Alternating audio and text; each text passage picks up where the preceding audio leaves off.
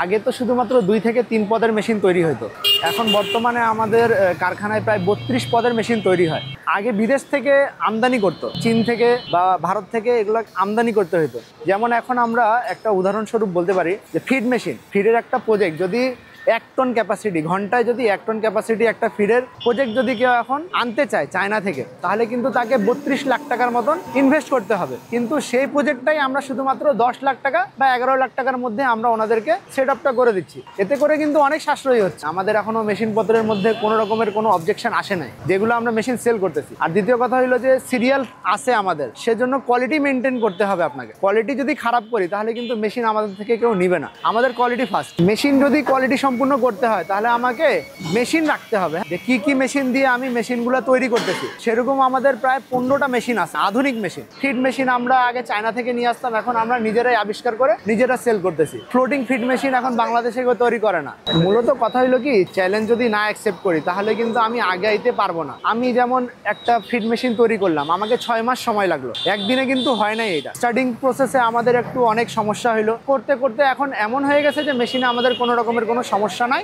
100% good কোয়ালিটির machine আমরা এখন মার্কেটে সেল করতেছি। সবচেয়ে বেশি যেটাতে সময় লাগতেছে সেটা হলো ফ্লোটিং ফিড মেশিন, যেটা ভাসমান মাছের খাদ্য এখন বর্তমানে। এটা কিন্তু বাংলাদেশে কেউ এখন পর্যন্ত তৈরি করে নাই, আমরাই ফার্স্ট। এটা আমরা তৈরি করে মাল সরবরাহ করতেছি। এটাতে আমাদের 1 বছর সময় লাগছে প্রথম অবস্থায়। এটাতে আমাদের প্রায় 4.5 থেকে 5 লাখ টাকা শুধু ক্যাশ টাকা আমাদের ইনভেস্ট করতে হয়েছে রিসার্চের জন্য। কাঁচামালগুলো মূলত আমাদের যেগুলো হয়, নতুন প্লেটও আমাদের লাগে, এঙ্গেল লাগে, এবং যেগুলো জাহাজের মালও আমরা চিটাগাং থেকে নিয়ে আসি, বা ঢাকা থেকে আমাদের ধোলাইখাল আছে, ধোলাইখাল থেকে আমাদের এখানে আসে আর কি। একটা মেশিন যদি আমরা একবার দেখি তাহলে কিন্তু আমরা হুবহু ওর কপি বা রেপ্লিকা আমরা এখানে তৈরি করে দিতে পারবো। যে কোনো মেশিন কোয়ালিটিটা 100% মেনটেন করা হয় আমাদের, কোয়ালিটিটাও কোনো সমস্যা করা হয় না। এগুলাতে যেমন যা কিছু লাগে, একটা হইলো যে আমার যে ফিডের কোয়ালিটি, আমি যতক্ষণ পর্যন্ত এটার প্লেটটা আমি হার্ডই দিব না ততক্ষণ পর্যন্ত এই কোয়ালিটি আসবে না। এই হার্ড করার জন্য কিন্তু মেশিন প্রয়োজন। সেগুলা মেশিন যদি আমার কাছে সবগুলাই থাকে তাহলে 100% আমি কোয়ালিটি সম্পূর্ণ মাল আপনাদেরকে দিতে পারবো। বিদেশে এগুলোর চাহিদা আছে, কিন্তু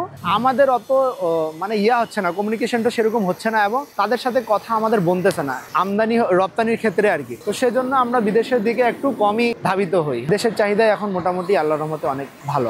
আগে ধরেন আমাদের ওই যে আপনার ময়দা মিলের কাজ হইতো, এখন ধরেন আমাদের রুবাব আসার পর বিভিন্ন আইটেমের মেশিন আমরা তৈরি করি। আমাদের ধরেন সব মেশিনেরই চাহিদা বেশি, আমরা মানে মাল মেশিন দিতে পারি না।